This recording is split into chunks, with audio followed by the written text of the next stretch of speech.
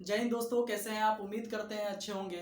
दोस्तों, हम लोग भारतीय इतिहास के क्रम में आधुनिक भारत के इतिहास को देख रहे थे और उसमें भी जो महत्वपूर्ण गवर्नर जनरल हुए थे, जिनसे परीक्षाओं में बार बार सवाल बनते थे, उन्हीं से संबंधित हम लोग प्रश्न को देख रहे थे। तो दोस्तों, आइए आज हम उसी क्रम में आज हम आगे देखते हैं और आज कुछ महत्वपूर्ण गवर्नर जनरल जो वायसराय के रूप में आए थे उनके बारे में हम लोग जानेंगे। तो सबसे पहले दोस्तों, आज हम लोग जो पढ़ेंगे उसमें सबसे पहले चार्ल्स मेंटकाफ के बारे में पढ़ेंगे, फिर लॉर्ड ऑकलैंड के बारे में पढ़ेंगे, फिर लॉर्ड एलनब्रो के बारे में पढ़ेंगे और फिर दोस्तों लॉर्ड हार्डिंग प्रथम के बारे में पढ़ेंगे। दोस्तों, इनसे परीक्षाओं में निश्चित तौर पर प्रश्न पूछे जाते हैं। ठीक है, तो आइए हम आज बारी बारी से एक एक करके क्या क्या प्रश्न महत्वपूर्ण बनते हैं परीक्षाओं में, आज हम उनसे संबंधित देखते हैं। ठीक है दोस्तों, तो आइए हम लोग शुरू करते हैं।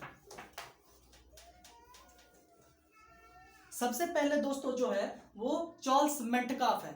दोस्तों, हम लोग इससे पहले जो पढ़ चुके थे उनके बारे में भी थोड़ा जान लेते हैं कि इससे पहले जो वायसराय आए थे, भारत के प्रथम जो वायसराय नियुक्त किया गया था, जिनका नाम दोस्तों आपको पता होगा लॉर्ड विलियम बेंटिंक थे। ठीक है, लॉर्ड विलियम बेंटिंक के ही समय दोस्तों एक अधिनियम लाया गया था जिसका नाम था 1833 का चार्टर एक्ट। ठीक है, 1833 का चार्टर एक्ट आया था। इसमें दोस्तों हम लोग देखे थे कि क्या क्या चीजें महत्वपूर्ण घटनाएं इसमें घटी थी। दोस्तों, 1833 के चार्टर एक्ट के तहत जो बंगाल का गवर्नर जनरल था उसको भारत का वायसराय बना दिया गया था। दोस्तों, ये 1833 के चार्टर एक्ट के तहत। ठीक है, इसमें कुछ और भी महत्वपूर्ण चीजें थी जो हम लोगों ने पढ़ चुका है पहले ही। इसमें क्या था दोस्तों कि इसी के अधिनियम के तहत जो है जो चाय और चीनी का व्यापार जो था ईस्ट इंडिया कंपनी करती थी भारत में, उसको पूर्णतः जो है समाप्त कर दिया गया था। इससे पहले जो हम लोग देखे थे कि 1813 का जो चार्टर एक्ट था, 1813 के चार्टर एक्ट में दोस्तों ईस्ट इंडिया कंपनी को व्यापारिक रूप से प्रतिबंधित किया गया था, लेकिन दो चीजों पर प्रतिबंध नहीं किया गया था। सबसे पहले जो था वो चाय का व्यापार वो कर सकता था और दूसरा जो था वो चीन के साथ उसका व्यापारिक संबंध स्थापित था। ठीक है, तो उन्हीं दोनों को दोस्तों समाप्त कर दिया गया 1833 में, पूर्णतः जो है इसको समाप्त कर दिया गया था। ठीक है, 1833 में। फिर दोस्तों क्या हुआ, 1833 में ही एक और चीज किया गया जिसमें कि विधि आयोग का गठन किया गया था दोस्तों। ठीक है, विधि आयोग का गठन इसी चार्टर एक्ट के तहत किया गया और इसके तहत दोस्तों भारत में जो भाषाई जो किया गया वो अंग्रेजी भाषा को मान्यता दिया गया था। और हम लोग देखे थे कि भारत का पहला मेडिकल कॉलेज भी 1835 में इसी के तहत खुला था दोस्तों। ठीक है, इसके बाद दोस्तों इसमें विधि आयोग के पहले अध्यक्ष के तौर पर लॉर्ड मेकाले को बनाया गया था 1833 के चार्टर एक्ट के तहत। अगला एक और चीज था कि इस चार्टर एक्ट के तहत भारत में रंग भेद जो अश्लीलताएं थी इनको प्रतिबंधित किया गया था। ठीक है दोस्तों, ये सब चीजें हम लोग पिछले क्लास में पढ़ चुके थे। आज हम लोग दोस्तों आगे देखते हैं और जब लॉर्ड विलियम बेंटिंक चले जाते हैं तो उसके बाद जो वायसराय बन के भारत में आते हैं उसका नाम है दोस्तों चार्ल्स मेंटकाफ। चार्ल्स मेंटकाफ से दोस्तों जो प्रश्न पूछा जाता है ये उदारवादी माने जाते हैं, भारतीयों के द्वारा इनको उदारवादी माना जाता है। कारण ये है दोस्तों कि आपको पता होगा कि एक इनको जो है भारतीय प्रेस का मुक्तिदाता कहा जाता है। ठीक है दोस्तों, भारतीय प्रेस का मुक्तिदाता चार्ल्स मेंटकाफ को कहा जाता है। क्यों कहा जाता है? क्योंकि इन्होंने प्रेस पर जो प्रतिबंध किया गया था, जो कि पहले ही सेंसरशिप लाया गया था लॉर्ड वेलेस्ली के तहत 1800 में, तो उन्हीं को दोस्तों इन्होंने समाप्त कर दिया और इसीलिए इनको भारतीय प्रेस का मुक्तिदाता भी कहा जाता है चार्ल्स मेंटकाफ को दोस्तों। ठीक है, इनके बाद क्या हुआ दोस्तों, चार्ल्स मेंटकाफ के इस काम के वजह से भारतीयों में काफी इनकी प्रसिद्धि मिली और भारतीयों के द्वारा दोस्तों एक जो है कलकत्ता में, ठीक है, कलकत्ता में दोस्तों कलकत्ता में एक मेंटकाफ भवन का निर्माण किया गया। ठीक है, मेंटकाफ भवन का निर्माण किया गया दोस्तों कलकत्ता में। ठीक है, इसके बाद दोस्तों चार्ल्स मेंटकाफ के ही सम्मान में मेंटकाफ भवन बनाया गया कलकत्ता में। इसके बाद दोस्तों एक और चीज मेंटकाफ के द्वारा किया गया, वो ये किया गया कि इन्होंने जो उस समय मुगल कालीन जो सिक्का चलता था, ठीक है, सिक्का जो चलता था उसको दोस्तों प्रतिबंध कर दिया गया मेंटकाफ के द्वारा, और इसके द्वारा ईस्ट इंडिया कंपनी का सिक्का जो है इन्होंने जारी कर दिया। तो प्रश्न पूछा जाता है कि किस वायसराय ने ईस्ट इंडिया कंपनी का सिक्का जारी किया था, तो चार्ल्स मेंटकाफ के द्वारा ये किया गया था दोस्तों, ठीक है। इसके बाद दोस्तों चार्ल्स मेंटकाफ के बाद वाला जो हम लोग गवर्नर है इनके बारे में जानते हैं।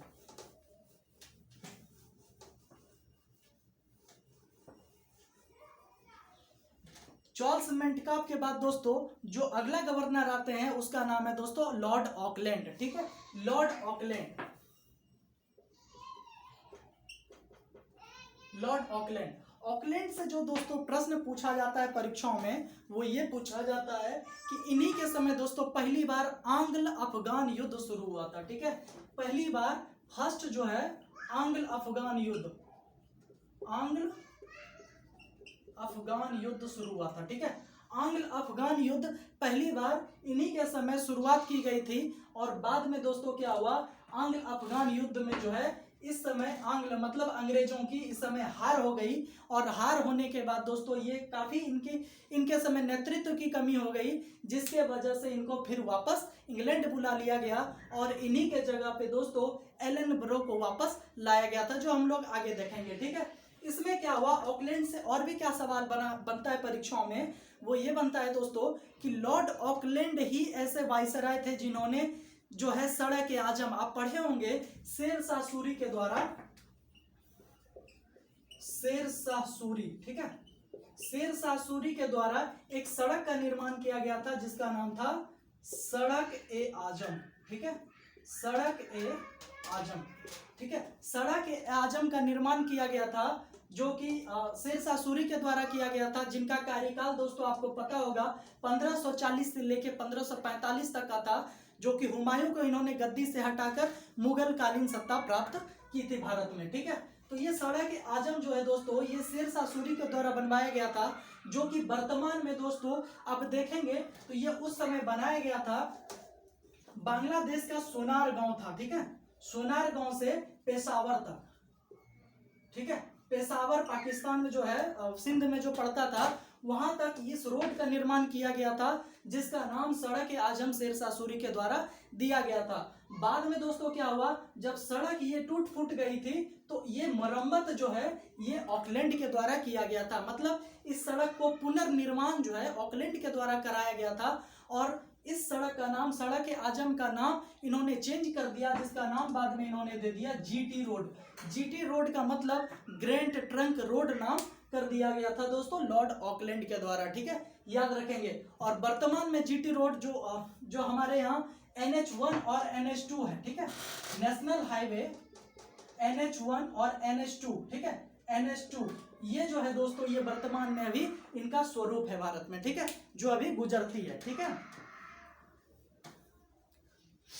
अब हम लोग दोस्तों देखते हैं आगे, लॉर्ड ऑकलैंड जब हार जाते हैं तो फिर ये चले जाते हैं वापस इंग्लैंड, और वहां से फिर वापस एक नए वायसराय के रूप में भेजा जाता है जिनका नाम है दोस्तों एलन ब्रो, ठीक है, Lord Ellenborough, Lord Ellenborough, ठीक है। लॉर्ड एलन ब्रो नामक एक नए वायसराय का आगमन भारत में होता है, और इन्होंने दोस्तों ये युद्ध को, जो फर्स्ट आंग्ल अफगान युद्ध है, आंग्ल अफगान युद्ध को इन्होंने समाप्त कर दिया, ठीक है। प्रथम आंग्ल अफगान युद्ध समाप्त किनके समय हुआ, लॉर्ड एलन ब्रो के समय हुआ था, और इन्होंने दोस्तों ये जो अफगान का एक उस समय का प्रांत पड़ता था सिंध को इन्होंने विलय कर दिया अंग्रेजी शासन में, ठीक है। तो एक प्रश्न पूछा जाता है, सिंध का विलय जो है किस गवर्नर जनरल के समय, किस वायसराय के समय हुआ था, तो ये हुआ था दोस्तों लॉर्ड एलन ब्रो के समय, और इन्हीं का नेतृत्व जो है, इन्होंने सिंध के विलय का नेतृत्व जो है एक व्यक्ति था जिसका नाम था चार्ल्स नेपियर, ठीक है, याद रखेंगे चार्ल्स नेपियर। परीक्षाओं में बार बार ये प्रश्न पूछा जाता है, सिंध विलय का श्रेय किसको जाता है, तो चार्ल्स नेपियर नामक व्यक्ति को जो है सिंध ये विलय का श्रेय दिया जाता है, ठीक है दोस्तों। तो ये लॉर्ड एलनब्रो के समय हुआ था। लॉर्ड एलनब्रो के समय एक और महत्वपूर्ण घटनाएं घटी थी, जो ये है दोस्तों कि इन्होंने 1844 में इन्होंने एक एक्ट लाया, और इस एक्ट के माध्यम से इन्होंने दास प्रथा, पूछा जाता है दास प्रथा को समाप्त किस वायसराय ने किया था भारत में, तो वो लॉर्ड एलनब्रो के द्वारा किया गया। लॉर्ड एलनब्रो नामक वायसराय के समय ही पहली बार दास प्रथा को प्रतिबंधित किया गया था दोस्तों, ठीक है। तो याद रखेंगे लॉर्ड एलनब्रो ही दास प्रथा को समाप्त करने वाले ये वायसराय थे, ठीक है दोस्तों। अब आइए हम आगे बढ़ते हैं। आगे जो वायसराय थे इनका नाम है दोस्तों लॉर्ड हार्डिंग प्रथम, ठीक है। लॉर्ड हार्डिंग प्रथम, लॉर्ड हार्डिंग प्रथम, ठीक है। लॉर्ड हार्डिंग प्रथम, लॉर्ड हार्डिंग प्रथम के समय दोस्तों जो परीक्षाओं में प्रश्न बनता है वो ये बनता है कि लॉर्ड हार्डिंग के समय ही प्रथम फर्स्ट आंग्लो सिख युद्ध हुआ था, ठीक है। प्रथम आंग्ल सिख युद्ध हुआ था। प्रथम आंग्ल सिख युद्ध लॉर्ड हार्डिंग के समय हुआ था, जिसमें कि सिख की पराजय हो गई थी और अंग्रेज इसमें विजयी हो गए थे, ठीक है दोस्तों। ये हुआ था 1946 में लॉर्ड हार्डिंग के समय, ठीक है। लॉर्ड हार्डिंग के समय दूसरा जो महत्वपूर्ण जो परीक्षाओं में प्रश्न बनता है वो ये बनता है कि इन्हीं के द्वारा एक एक्ट लाके जो एक नरबली प्रथा थी, ठीक है, नरबली प्रथा को प्रतिबंधित किया गया था। नरबली प्रथा, नरबली प्रथा को इन्होंने प्रतिबंधित किया गया। ये दोस्तों नरबली जो प्रथा है ये बेसिकली ये उस समय एक जनजाति थी जिसका नाम था खोंड, ठीक है। खोंड जनजाति, खोंड जनजाति के द्वारा जो है ये नरबली प्रथा की जाती थी, ठीक है दोस्तों। नरबली प्रथा में क्या होता था कि मनुष्य का बलि दिया जाता था, मतलब उनके द्वारा कहा जाता था कि ये जो भूमि है, भूमि हमारी उपज तभी देगी जब हम इसमें मनुष्य के रक्त से जब इनको हम सिंचित करेंगे, मतलब अगर मनुष्य के रक्त का अगर हम इन पे छिड़काव करेंगे तो उर्वरा की देवी इसमें ये क्या कहते हैं उसको खुश हो जाएंगी और जो है ये हमारा ज्यादा उपज या पैदावार होंगी। तो ये दोस्तों जो अंधविश्वासी वाला जो चीज था नरबली प्रथा, इन्होंने जो है ये प्रतिबंध कर दिया गया। बाद में इन जनजाति के जो लोग थे खोंड जनजाति, इन्होंने विद्रोह कर दिया। इसलिए हम लोग आगे पढ़ेंगे कि खोंड विद्रोह जो है ये दोस्तों कब हुआ था, तो ये लॉर्ड हार्डिंग का प्रथम हुआ था। और खोंड जो जनजाति है वो बेसिकली उड़ीसा में, ठीक है, उड़ीसा। खोंड जनजाति उड़ीसा में पाया जाता है। खोंड और एक जो है भूमिज, ये दोनों जो जनजाति का विद्रोह हुआ था ये हुआ था दोस्तों उड़ीसा में, ठीक है, याद रखेंगे उड़ीसा में। तो दोस्तों लॉर्ड हार्डिंग से संबंधित हम लोग 2-3 चीजें याद रखेंगे जो महत्वपूर्ण है परीक्षाओं की दृष्टि से। दोस्तों आज हम लोग बस इतना ही। आगे के क्लास में हम लोग पढ़ेंगे लॉर्ड डलहौजी के बारे में पढ़ेंगे। डलहौजी के कैसे प्रशासनिक नीति थे, कैसे उनकी राजनीतिक नीतियां थी, कैसे उनकी जो है उदारवादी भी नीति थी, कैसे वो साम्राज्यवादी नीति को और ज़्यादा लेके आए, और कैसे एक जो है उन्होंने सबसे ज़्यादा अभी तक के गवर्नर में कि कैसे वो एक बहुत ही ज़्यादा साम्राज्यवादी प्रवृत्ति के गवर्नर कैसे वो वायसराय बन गए दोस्तों, ठीक है।